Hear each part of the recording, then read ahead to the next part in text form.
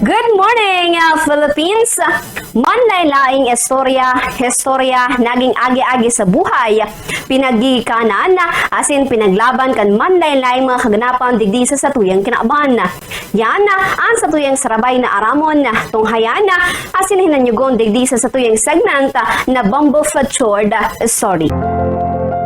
Kada taon ang India nag-oobserbar ka National Energy Conservation tuyong Desyembre 14. Ang aldaw na inipig o organisar ken Bureau of Energy Efficiency na nag-ooperar sa iraram ka Ministry of Power na may katuyuhan na ipresentar ang mga pambihirang na ginabuhan kang India sa gastos epesyente na produksyon ng enerhiya sina pagkonserba kan rekurso. Ang mga dugang pang plano para sa maabot na panahon na pinag-uulayan man sa aldaw na ini. Nagtatarget sa holistic development kumo mayor na katuyuhan pasiring sa paglikay kan pagbabago kan klima. Iba man ang sa imong sadiri sa mas impormatibong mga paagi, tanganing maipalakop ang kaaraman manunod sa pagbabago kan klima sina pagtipid ning enerhiya sa paagi ning pagsunod sa mga pangyenot na periodista sa enerhiya sin sa indang trabaho. Ang National Energy Conservation Day naging kaminar na makagibo ning kaaraman sa mga tao sa India manungod sa importansya kan pagtipid ning enerhiya. Ang mga tao pinapagdadanay man na nakaaram kan mga bagong kurso ng aksyon asin mga plano na pinagsasagibo. Ang impormasyon itinatao sa pagbawas kan basurang enerhiya asin kung paano magigibo kan publiko ang sendang parte sa pagkonserbar kan mga rekurso. Na fundamental ang mayor na obheto kang aldaw ay ang mabawasan ng paggamit ng enerhiya asin maingkaminara ang mga tao na gamiton ini ning epesyente. Nabilog sa iraram kan Union Ministry of Power ang Bureau of Energy Efficiency yumanang nangingenot sa mga selebrasyon kan National Energy Conservation Day taon-taon na sa Desyembre 14 poon pa ka 1991 na.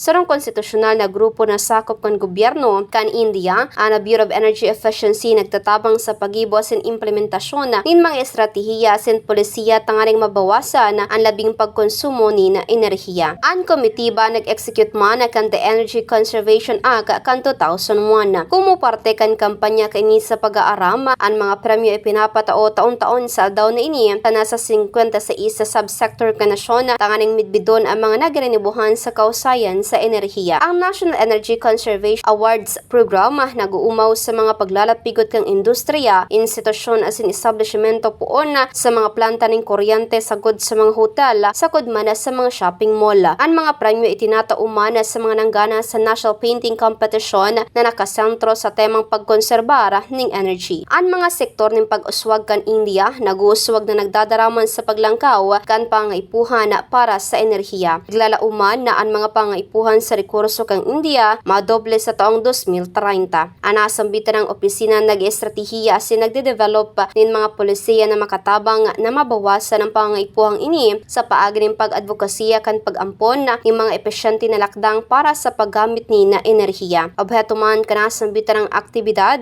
na maipaabot ang pagtipid kang enerhiya sa mga jóvenes kan nasyon. Ang kompetisyon sa pagpinta para sa mga estudyante bako sa nga makakapaaram sa mga ini manungod sa pangaipuhan ng pagtipid ng enerhiya kundi sa parehong panahon na makakapag-sensitibo asin makaka-imbulto man sa saindang mga magurang sa nasambita na kausa. Ini po pwedeng magbugtak ng sarong ugali sa isip kan mga sararadit na kaakyan pasiring sa pagkonserbar ng enerhiya na po pwedeng magdara ng pagbabago sa gawi-gawi sa tahuman ninda.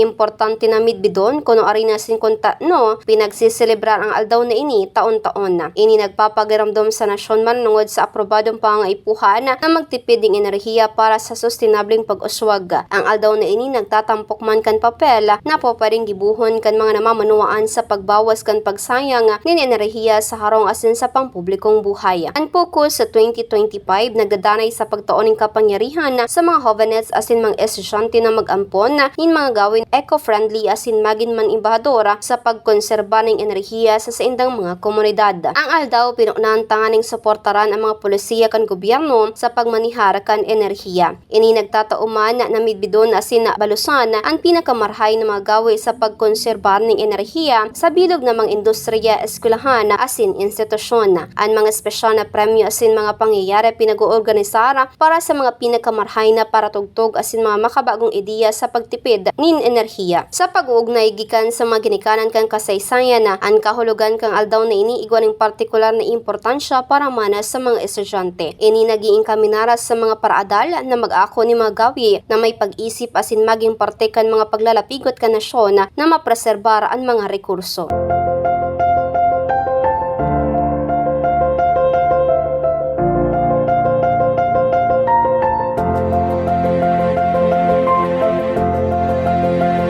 Nagpapauswag din sa siyentipikong pag-iisip asin totoong aplikasyon ka mga konsepto siringkan kahusayan sa enerhiya. Nagpapatalubo din pagkamati ng personal na responsibilidad sa pag-ataman sa kapalibutan. Nagiing ganyan ng partisipasyon sa mga proyektong nakakatipid ng enerhiya, kompetisyon asin mga aktibidad na nakabase sa eskwelahan na nagbubunga manina kabagsikan. Liwata, sa aldaw man na ini ipinapahiling ang pangipuhan para sa epesyente na paggamit ng enerhiya sa paagi ng mga gawi sa ringkang paggamit ng mga renewable energy sources asin pagbawas kan pagsarig sa mga nagkapera paman. Ang mga pangenot ng aktibidad kabali ang pagtaon ng mga premyo para man sa kausayan sa enerhiya asin pagpapalakop ng mga gawi sa pagtipid ng enerhiya sa publiko.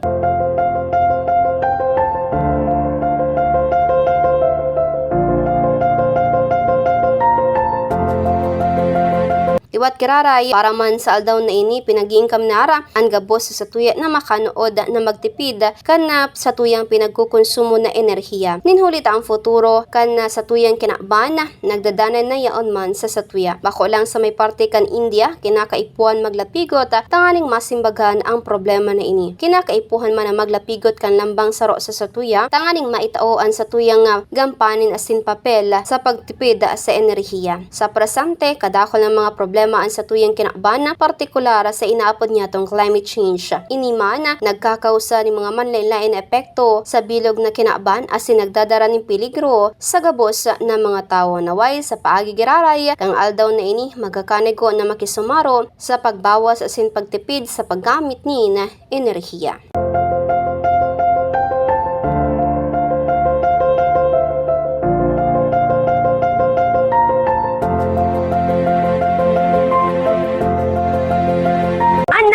Sa tuyang pagsaringoy sa ginikanan sa tuyang pigsisirebra na kaganapan niya na adaw.